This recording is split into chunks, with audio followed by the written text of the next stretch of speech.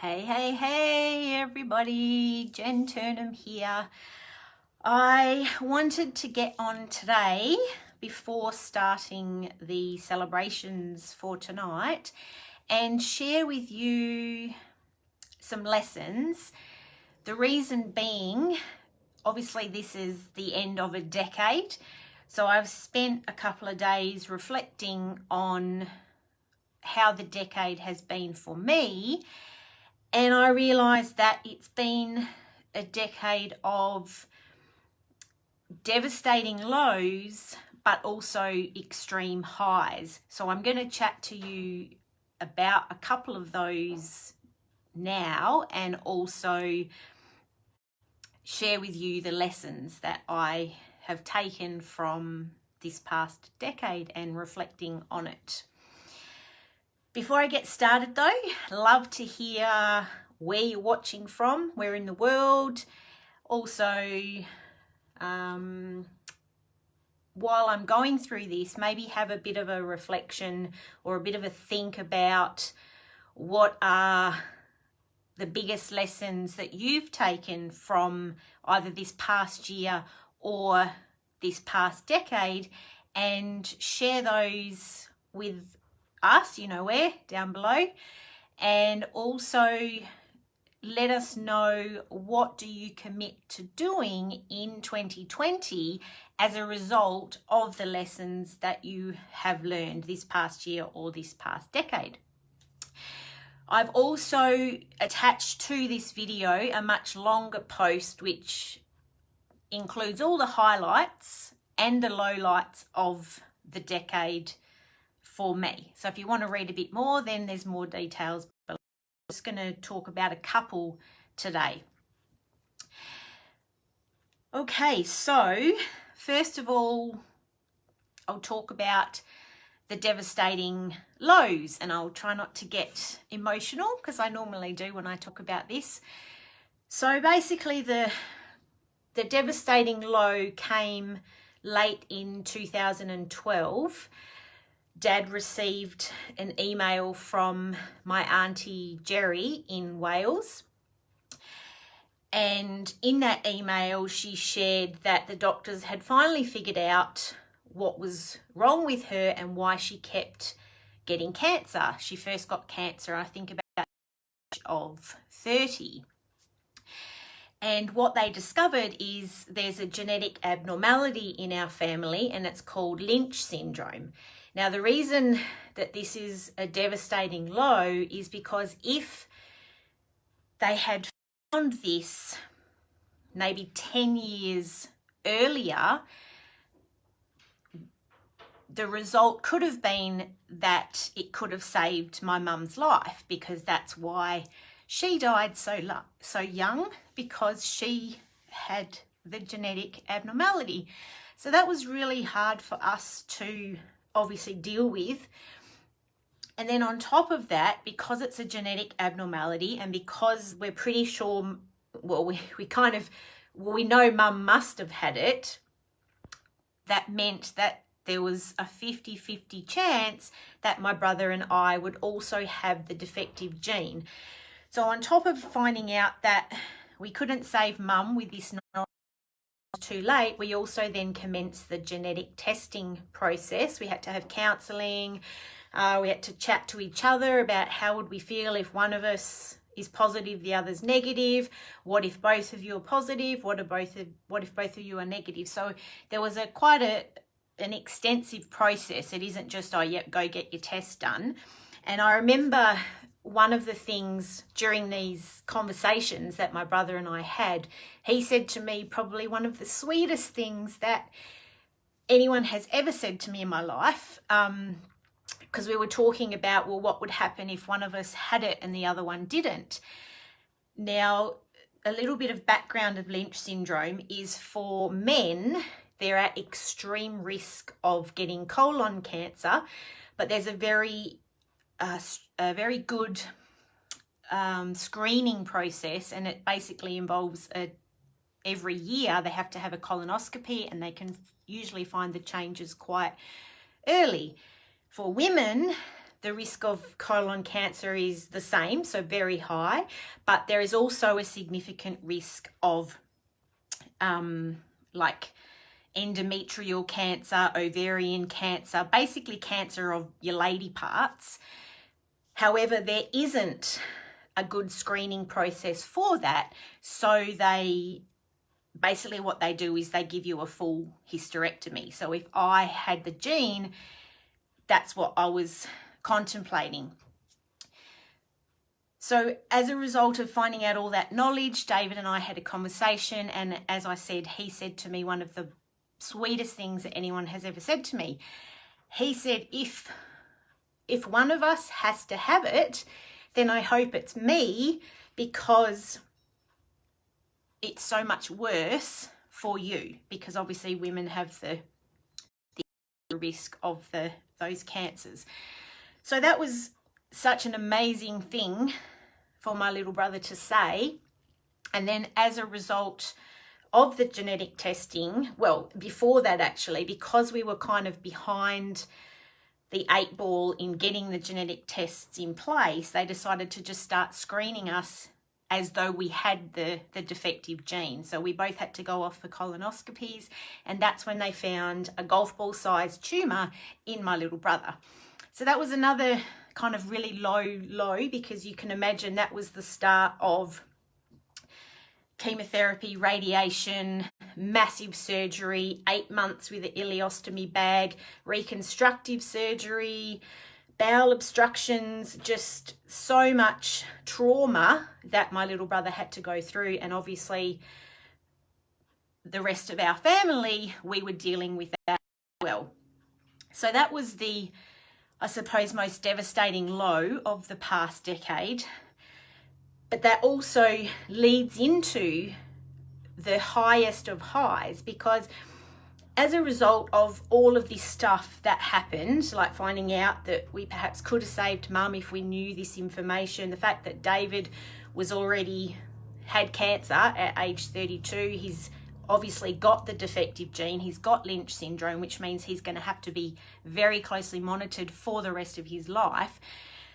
So as a result of all of that, I started doing some soul searching, and that was when I realized that I wasn't making the most of my life. I was enjoying my life, but I wasn't loving my life. So I decided to pack in my career, didn't have a job to go to, basically decided just chuck it in, and I'm going to chase my dream to sing, because it's been a secret dream ever since I was about 12 years old, is I wanted to be a singer. I didn't want to be world famous or anything. I just wanted to sing in a pub.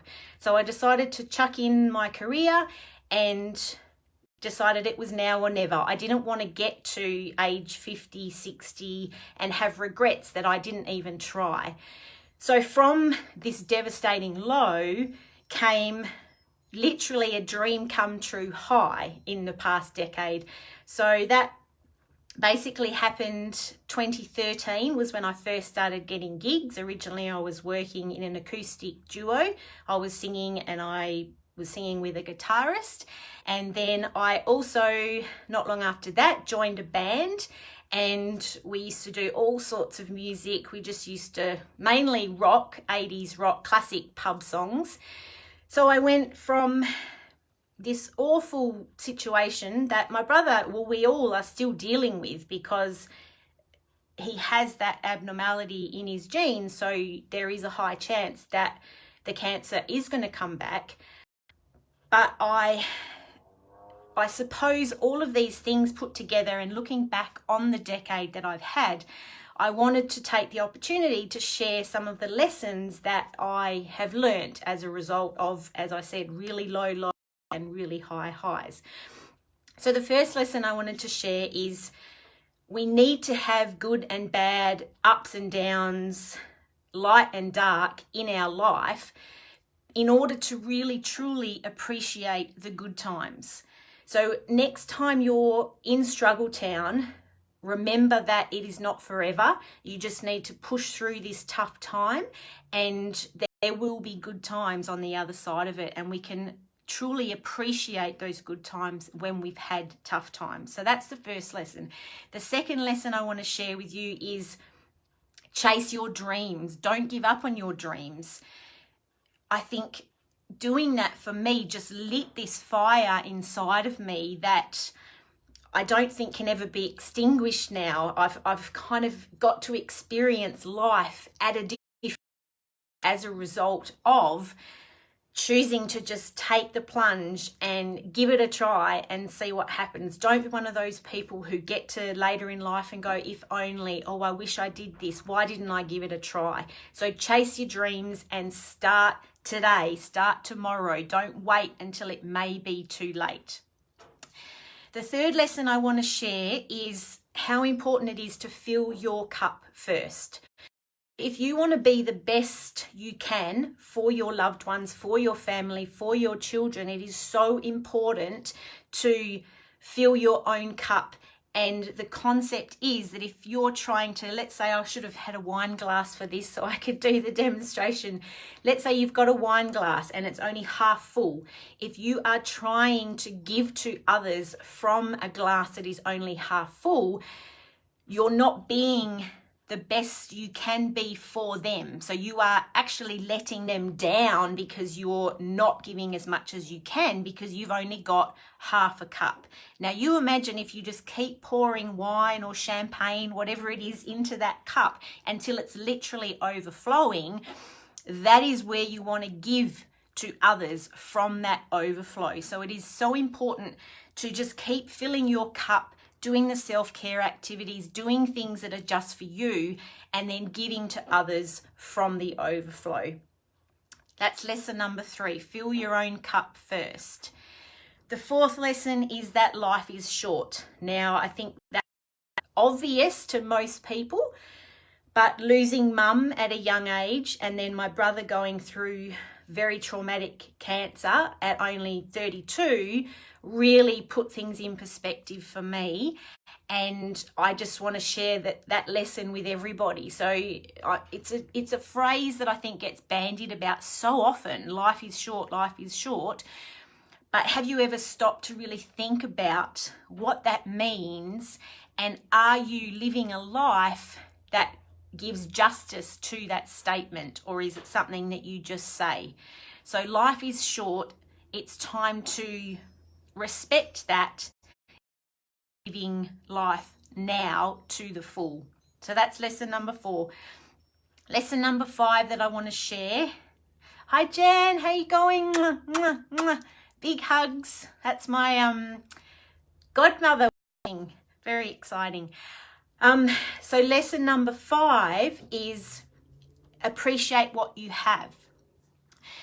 This became really, I suppose, in your face for me when I gave up my career to chase my dream to sing, because I went from having lots of money.